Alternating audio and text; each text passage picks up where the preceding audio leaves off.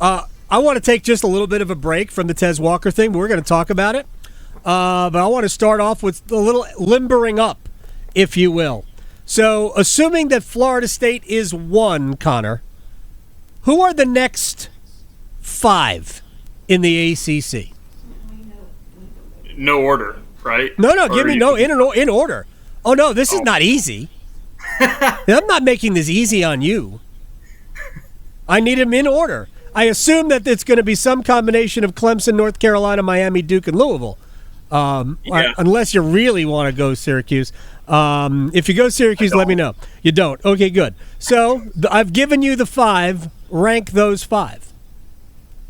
I would go Carolina, Miami, Duke, Clemson, Louisville. And that is maybe a little biased against Louisville, but they haven't played anybody.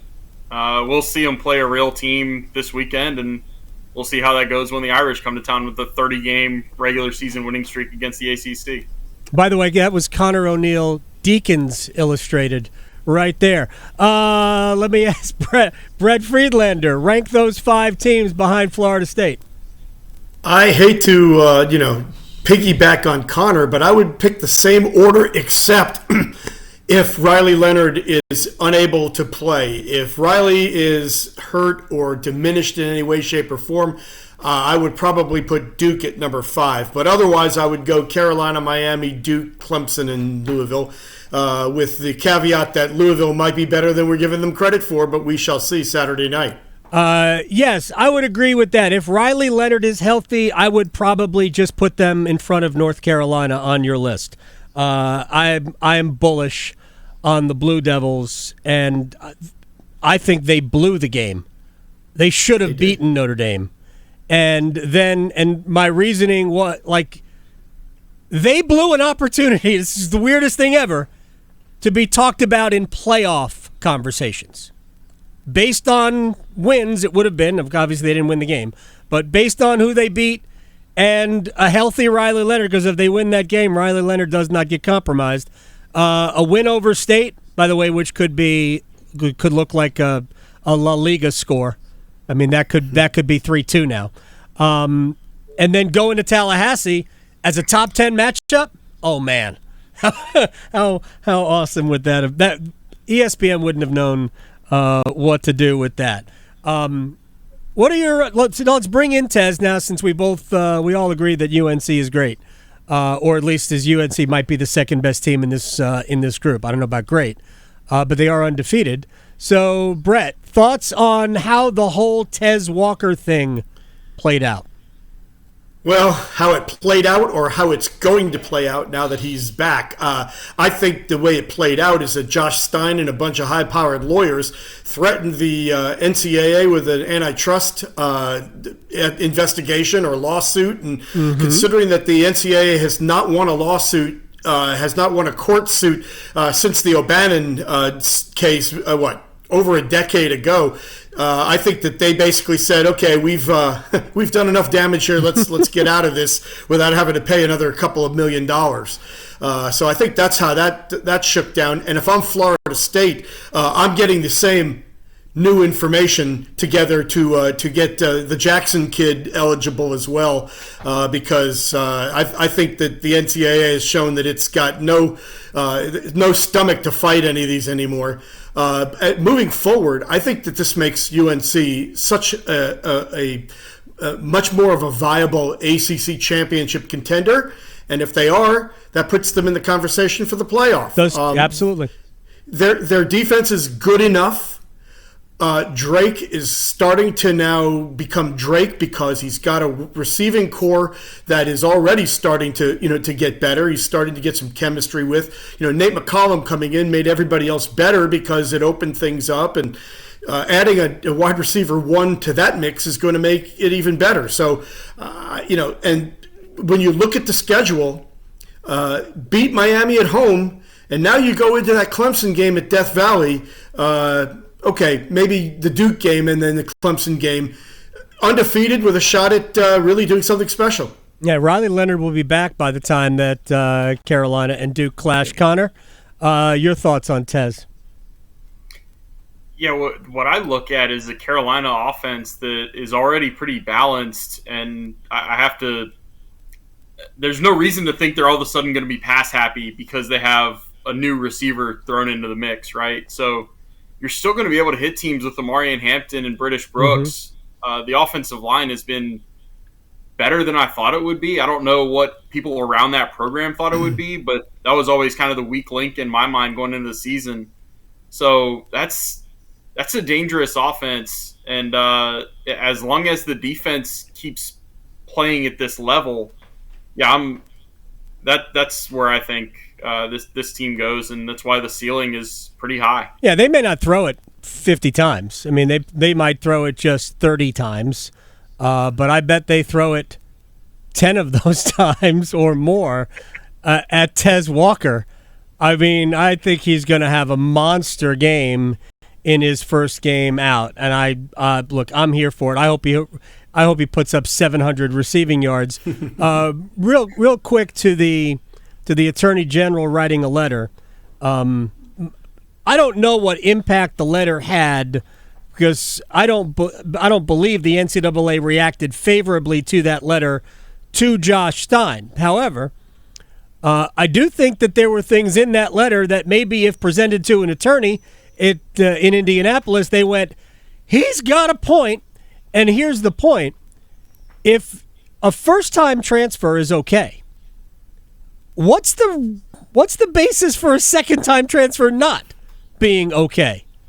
Because legally speaking, that's easily challenged, I think. And that's where when they relaxed the rule, when they said, hey, all first-time transfers are good, they opened up the door for there's no reason. All of their reasoning is based on, academics, and they give you all these statistics, or acclimating to a new environment and, mental health. And I'm like, yep, you're going to lose that case too. And I don't know what the impetus was, but Conor, couldn't the NCAA have simply said, regardless of what new information was made available to them, couldn't they have simply said, we have read over the case and have decided that a 4-game penalty is enough for Tez Walker, and he can play, and then grant Darrell Jackson his freedom to play, and then the NCAA could go, hey, we just did we did it good. Instead, they act like children in a sandbox throwing sand. Yeah, and isn't that what we've come to expect? The logical answer is never the right answer. Okay. I know it's so painful because it's just such low-hanging fruit. It's on the ground, basically, but yeah, they make it that way. They continuously step on their own feet, and it's always been this way. It seems like it's always going to be this way until there's a separation of at least this sport from the NCAA. Yeah, which is probably happening, and just wait until they declare Dartmouth basketball players employees. All right, Brett Friedlander, the MJ Morris experience, the decision, it starts tomorrow at 2 o'clock on the CW, by the way. Your thoughts on the move and what difference it might make? Well, it's a move they had to make. And it's really kind of a no-lose situation for Dave Doran because if it doesn't work out over the next 3 games, you can still put Brennan Armstrong back in there to play out the string and still redshirt MJ Morris as long as he only plays 4 games. I don't know how much of a difference it's going to make because while Brennan Armstrong has not been good, I mean, he's been throwing the ball at receivers' feet. Mm-hmm. He's been, bailing out much too soon without going through progressions. But his offensive line can't block anybody. Right. His receivers don't get open, and when they do, a lot of times they don't catch the ball. And the only running game that they've had is Brennan running for his life. So, Dylan McMahon coming back is going to help the offensive line situation because it'll let Lyden Cooper move back over to guard. But, man, MJ's going to give him a spark. He is. But I don't know how much of a spark he can give them and how much of an effect it's going to have. It'll be fun to watch because Marshall's got a good defense. Marshall's good. I mean, they're just good. They're not great, but they're good. Conor, let me throw this to you, and I'll use an analogy here. Sometimes the head coach in hockey pulls the goalie when it wasn't the goalie's fault. Can something like this, you think, maybe just kind of trigger everybody to play better in red and white? Yeah, there's always a different energy with a different quarterback. As much as these coaches want to say that the offense doesn't change no matter who's behind center and all the cliches that go along with it. Yeah, when you're in a rut, there's always something to be said for changing what's not working. But I'm with Brett. I do think that a quarterback switch in this position is not going to solve the fact that your receivers can't get separation other than one freshman, and your line struggles and everything else that's wrong. Yeah, Adam, I think what they should think about doing is going the Pat Narduzzi, Phil Jerkovic way, not moving Brennan Armstrong to tight end, but moving him to running back because he's probably the best running back they have. Just run Wildcat. Right, which is I guess kind of what they're doing now. They're just kind of running Wildcat. Conor, is Wake done? I don't know if there's so much done. Is it a Mitch Griffiths problem right now? No, it's not.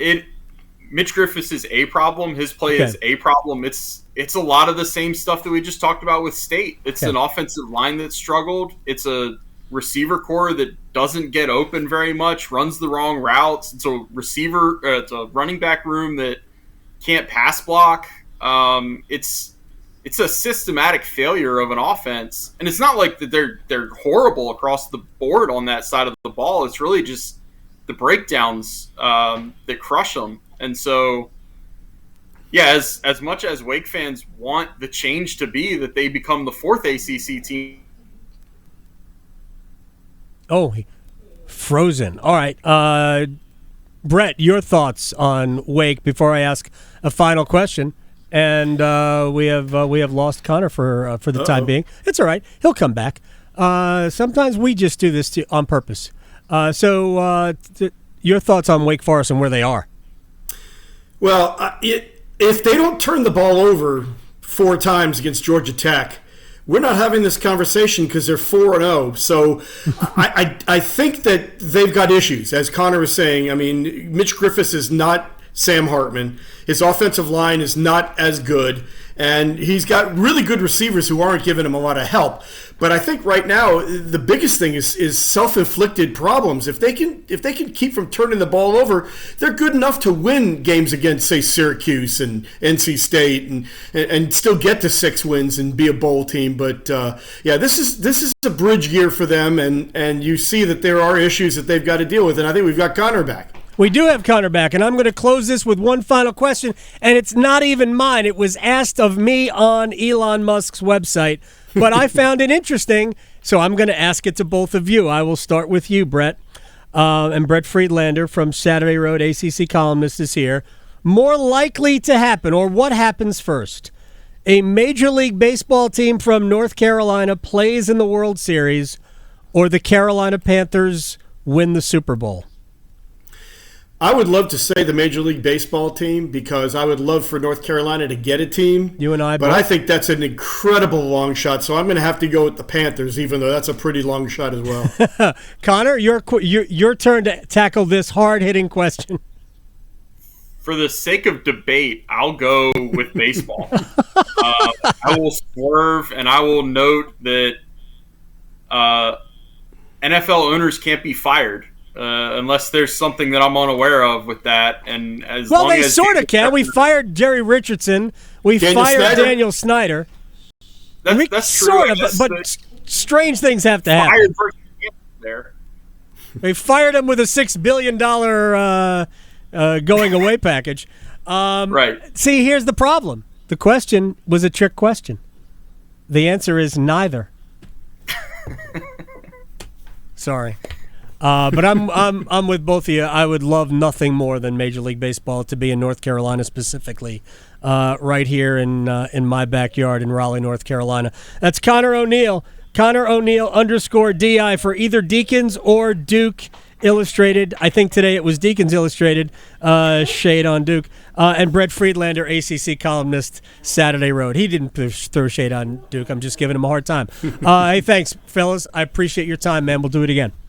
Thanks, guys.